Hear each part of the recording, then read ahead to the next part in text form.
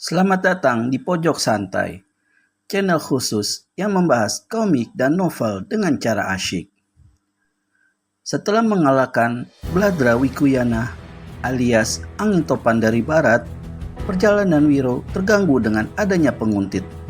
Ternyata dia, Anggini, murid Dewa Tuak yang tengah mengemban misi dari gurunya. Misi apa gerangan yang diemban oleh Anggini? Yuk langsung saja disimak video kali ini.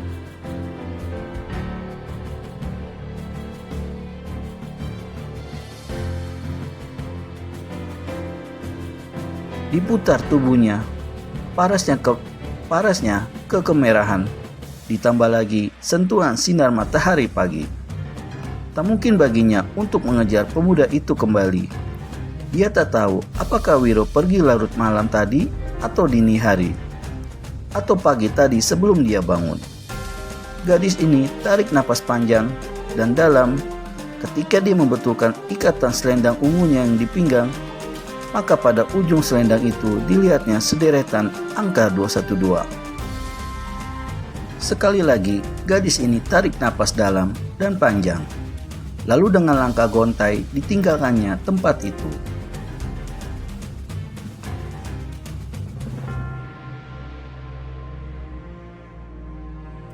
Kerajaan Pajajaran. Pada masa itu, Kerajaan Pajajaran masih belum luas pengaruhnya di Jawa Barat. Bahkan dengan Kesultanan Banten di pantai utara masih terdapat hubungan baik, belum ada silang sengketa. Di bawah pemerintahan Prabu Kamandaka, maka kerajaan Pajajaran aman tentram.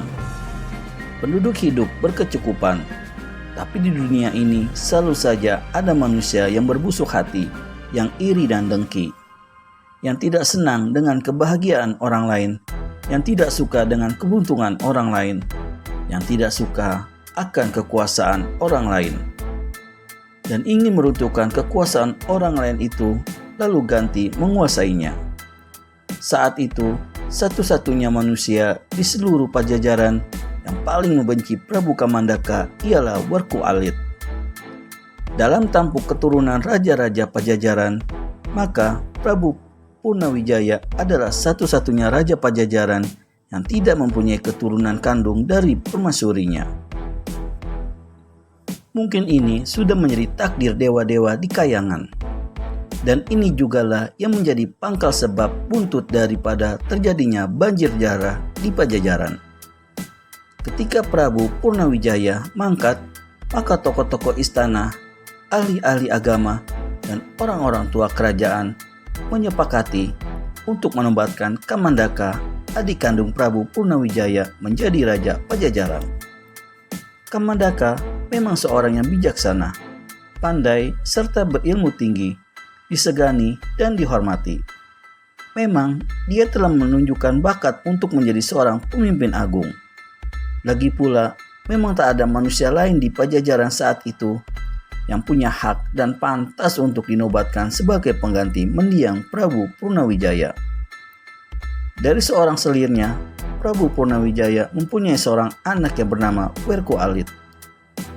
Werku Alit ini tua beberapa bulan dari Kamandaka. Ketika masih orok, keduanya sama-sama disusukan pada seorang perempuan penyusu istana, sehingga boleh dikatakan antara Werku Alit dan Kamandaka terjalin sudah satu pautan tali persaudaraan. Namun ketika Kamandaka dinobatkan sebagai Prabu Pajajaran, timbullah dengki di hati Werku Alit. Bukankah Kamandaka hanya adik Prabu Purnawijaya? Bukan anak kandungnya. Dan bukankah dia sebagai anak dari Prabu Purnawijaya lebih mempunyai hak untuk memegang tahta kerajaan? Werku Alit dalam dengkinya, apalagi sudah kena hasutan oleh golongan-golongan tertentu yang memang tidak suka pada Kamandaka, lupa bahwa dirinya hanyalah seorang anak yang dilahirkan dari selir Prabu Purnawijaya yang sama sekali tidak punya hak untuk menjadi Raja Pajajaran. Demikianlah, secara diam-diam Werku Alit meninggalkan istana Pajajaran, mengembara menuntut ilmu dan menghubungi beberapa orang tertentu. Ketika dia kembali ke istana, maka saat itu dia sudah menyusun suatu rencana besar.